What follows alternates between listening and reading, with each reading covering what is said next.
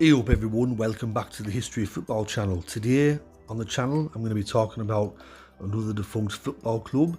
I've done two videos recently on the topic, Chivas USA and Gretna Football Club. If you haven't watched them videos, go and check them out. But today I'm going to be talking about New Zealand Knights, a defunct football club from the A-League competition. Before the New Zealand Knights existed, there was another team in Auckland which played in the NSL, the National Soccer League, and they were named the Football Kings. They were also known as the Auckland Kings within Australia. They entered the National Soccer League in 1999. The club played in the NSL until 2004. Even though the club was known as the Kings, they stylised the Kings with a Z instead of an S.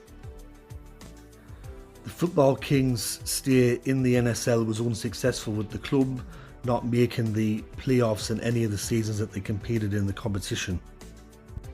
At the end of 2004, the Football Kings brand was disestablished and restructured into the New Zealand Knights as a new franchise for Australia's new national football competition. This competition would later be called the A-League.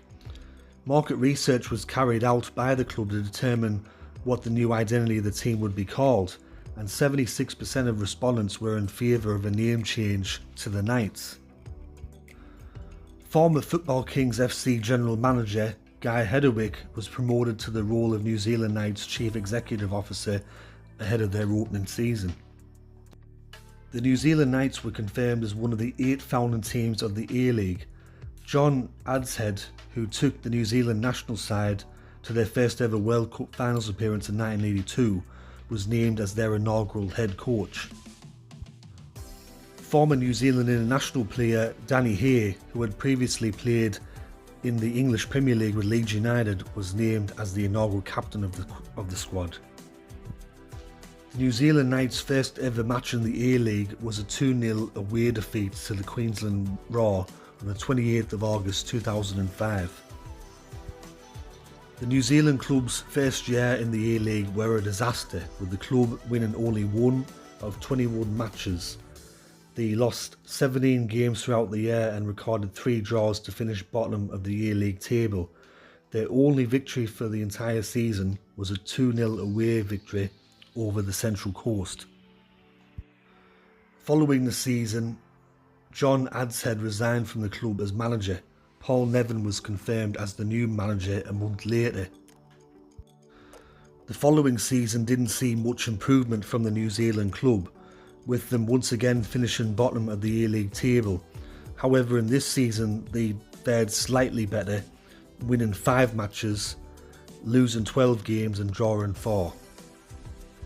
As early as October 2006, as a result of low crowd attendances at North Harbour Stadium in Auckland and continual poor on-field performances, rumours began to circulate that the Football Federation Australia was considering the possibility of revoking New Zealand's A-League licence and granting it to a new team for the following year. Just 2 months later, on the 14th of December, the FFA announced that it had revoked the competition licence held by the New Zealand Knights owners. An arrangement with the New Zealand Football Federation would see the national body step in to manage the club for the remaining 5 weeks of the season, with former All Whites player Ricky Herbert to fill in the role of head coach. The New Zealand Knights played their final ever game on the 21st of January 2007 against Perth Glory at the North Harbour Stadium in Auckland. New Zealand would win the match 2-0. On the 19th of March 2007, after several delays in announcing the new team, Wellington Phoenix were selected as the successor to the New Zealand Knights. They continue to play in the A-League to this day. So far they are yet to win any trophies. I think they're the only A-League club yet to have won any silverware. However, at the time of this video being recorded, they're currently top of the A-League table. After almost 20 years of not having a professional football club in the region, Auckland Football Club were announced as the A-League as the next expansion side, and they will compete in the 2024-2025 A-League season. The new Auckland club will not be playing at the North Harbour Stadium, where the New Zealand Knights called home for those 2 seasons that they were in the A-League. This stadium holds just under 25,000, however when New Zealand Knights played there, they only averaged a crowd of around 3,000. The biggest ever crowd that they got at the venue was 9,827 against Sydney FC.